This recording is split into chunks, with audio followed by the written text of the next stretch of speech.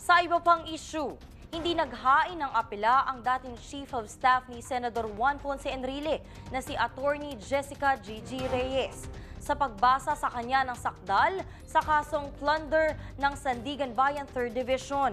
Kaya naman ang korte na ang naghain ng not guilty plea para sa kanya. Ang kabuoang detalye sa ulat ni Rema Peñaflor. Hindi naghain ng apela ang dating Chief of Staff ni Senador Juan Ponce Enrile na si Attorney Jessica Gigi Reyes sa pagbasa sa kanya ng sakdal sa kasong plunder ng Sandigan Bayan 3rd Division kaninang umaga.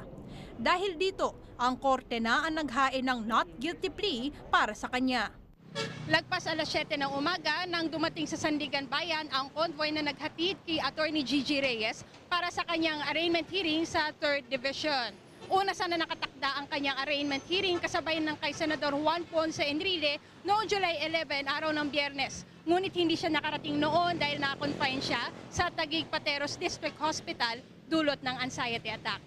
Nang binasahan ng sakdal si Attorney Reyes dahil sa paglikom umano nito ng 172 million pesos kaugnay ng pork barrel scam.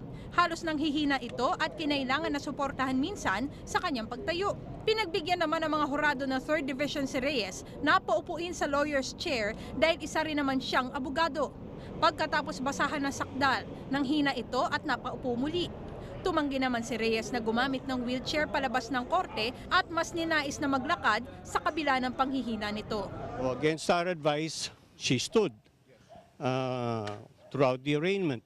Sabi niya, may wheelchair. Sabi niya, I don't want to go through a wheelchair. I have to do this with dignity.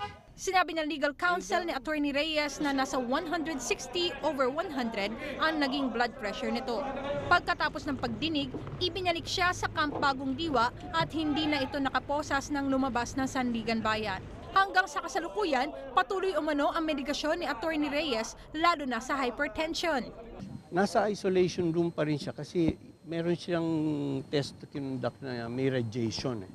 But pretty soon, she will now be mingled with the other inmates. Ito po inyong kaibigan, Rema Peñaflor, para sa Newsite.